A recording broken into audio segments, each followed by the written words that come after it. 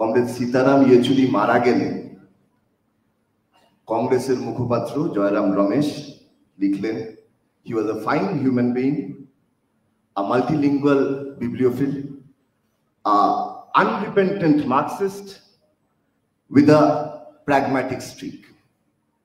Pragmatic, বাস্তববাদী। যদি আজকে যে দুজন এক্সেপশনাল ব্যক্তিত্বর স্মরণ সভায় আমরা মিলিত হয়েছি, তাদের এই দুজনকে যদি আমাদেরকে একটা শব্দের বন্ধনে মেলাতে হয়, তাহলে আমি মনে করি সেই শব্দটা হবে প্র্যাগম্যাটিক, বাস্তববাদী।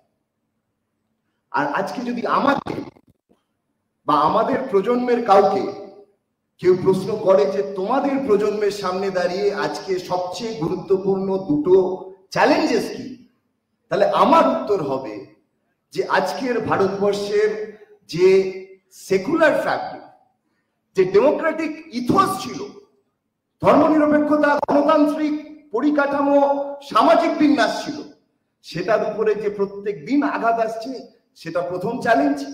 আর দ্বিতীয় হচ্ছে সারা ভারতবর্ষ জুড়ে আমাদের প্রজন্মের ক্ষেত্রে দাঁড়িয়ে কর্মসংস্থানের সুযোগ যেভাবে কমে যাচ্ছে, সেটা দ্বিতীয় চ্যালেঞ্জ।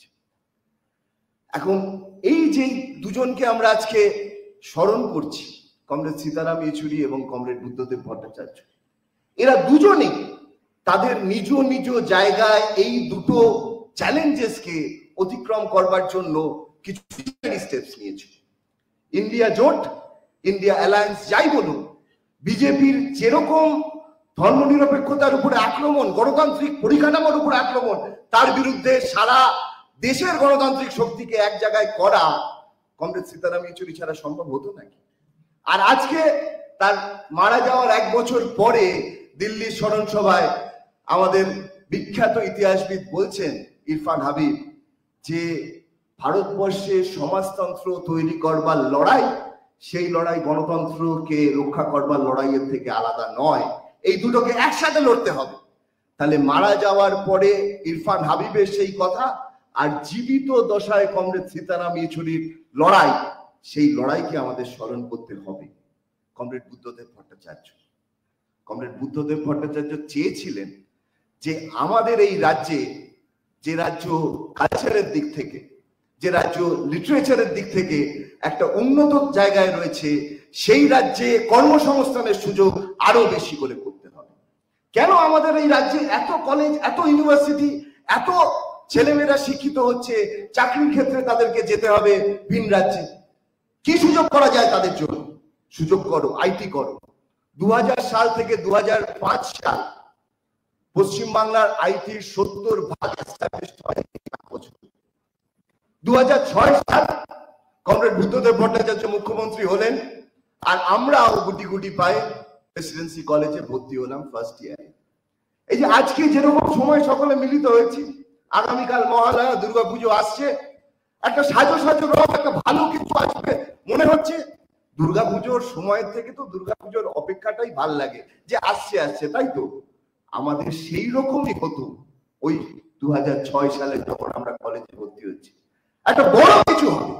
আজকে খবরে আসছে ইন্দোনেশিয়া সালেম গোষ্ঠী পশ্চিমবাংলায় আসছে, কালকে খবরে আসছে রাজারহাট নিউ টাউন উইপ্রো জমি পেয়ে গেল, কালকে খবরে, তারপরের দিন খবরে আসছে ইনফোসিস রাজারহাট নিউ টাউনে আসছে, সিঙ্গুরে কারখানা হবে, জিলদাতের কারখানা হবে।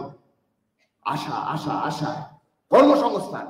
কম বয়সী ছেলেমেয়েরা যারা অন্য রাজ্যে চলে যাচ্ছিল, তারা ফেরার টিকিট কাটছে, আশায় বুক বাঁচছি। আমরা ভেবেছিলাম যে এইভাবেই আমরা এগিয়ে যেতে পারবো, কিন্তু সেটা হলো না। কিন্তু যেটুকু হলো, আজকের দিনে দাঁড়িয়েও আপনাদের এই কোন্নগর থেকে হাজার ছেলে মেয়ে সেক্টর 5-এ গিয়ে আইটি শিল্পে চাকরি করে বলুন তো? কম বয়সী ছেলে মেয়েদের জন্য পশ্চিমবাংলায় আইটি শিল্প ছাড় দিলে, বাদ দিলে আর এরকম কি জায়গা আছে যেখানে রেসপেক্টেবল ভাবে একটা ভালো কর্মসংস্থান সুনিশ্চিত করা যায়? আর এর মধ্যেও আক্রমণ নামছে। এই যে অয়ন বসে আছে, ধ্রুব আছে, আমাদের রাজ্যের সেক্রেটারি যুবর, আমাদের যেতে হলো টিসিএস এর সামনে, যে একটা সংস্থা শুধু টাটা কনসালটেন্সি, তারা একটা সংস্থা 1 লাখ ছেলেমেয়ের চাকরি ছাড়াই করবে। আর ডিওয়াইএফআইও গিয়ে বলে এসছে যে এই জিনিস আমরা মানবো না। মমতা বন্দ্যোপাধ্যায়ের সরকার চলছে, ইন্ডাস্ট্রি পলিসি আছে নাকি? কমরেড বুদ্ধদেব ভট্টাচার্যের সময় আইটি ইন্ডাস্ট্রির পলিসি আজকে যদি গুগল করেন পলিসিটা চলে আসবে। ওটা শুধু একটা ইন্ডাস্ট্রি। আর আজকের পশ্চিমবাংলার সব ইন্ডাস্ট্রি, তার কোনো পলিসি আপনি খুঁজে পাবেন না। পরিসংখ্যান বলছে এই 13 বছরে, শুধু 13 বছরে 660টি কোম্পানি তাদের রেজিস্টার্ড অফিস পশ্চিমবাংলা থেকে অন্য জায়গায় রিলোকেট করেছে। মানে 660টা কোম্পানি পশ্চিমবাংলা থেকে চলে গেছে। নতুন বিল এনেছেন মমতা বন্দ্যোপাধ্যায়ের সরকার। 93 সাল থেকে 2025 সাল অবধি যে যে ইন্ডাস্ট্রিজকে যে ভাবে একটু সুবিধা দিয়েছে সরকার, সেই সব সুবিধা ফেরত দিতে হবে। বুঝুন, ফেডারেল স্ট্রাকচারে ইন্ডাস্ট্রিদের আনতে হয়, সরকারকে ইন্ডাস্ট্রিদের আনতে হবে, কারণ কর্মসংস্থান সুনিশ্চিত করতে হবে।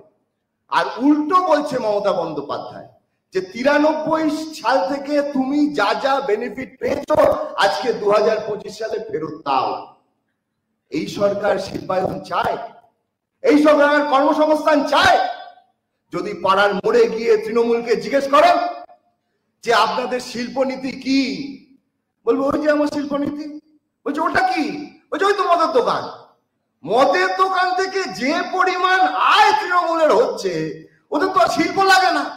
আরেকটু গিয়ে জিজ্ঞেস করুন আপনাদের শিল্পনীতি কি? বলছে ওই যে অনুব্রত লরি ভর্তি করে গরু পাঠাচ্ছে, কয়লা পাঠাচ্ছে, যা হচ্ছে আমাদের তো চলে যাচ্ছে, আইটি টাইটি লাগবে না। আমাদের আজকের যৌবনের কাছে এই প্রশ্ন নিয়ে যেতে হবে যে কার শিল্পনীতি শ্রেষ্ঠ ছিল, কার ভাবনা শ্রেষ্ঠ ছিল?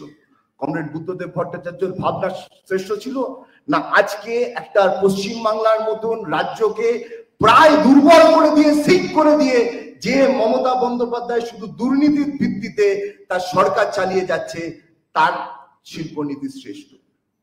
আমরা আজকের প্রজন্ম চাই লড়াই করতে। আমরা আজকের প্রজন্ম চাই যে আজকের দিনে দাঁড়িয়ে যে স্মরণ সভায় আমরা মিলিত হয়েছি, এই স্মরণ সভার মঞ্চ থেকেই এটাকে স্মরণ সভা না করে এটাকে শপথ সভায় পরিণত করতে, যেখানে আমরা সকলে মিলে এই শপথ নেব যে কমরেড বুদ্ধদেব ভট্টাচার্যের স্বপ্ন আর কমরেড সীতারাম ইয়েচুরির স্বপ্ন, এই স্বপ্নের দিকে আমাদের লড়াই চলবে। এ কথা বলে আপনাদের সকলকে অভিনন্দন জানাই। ধন্যবাদ।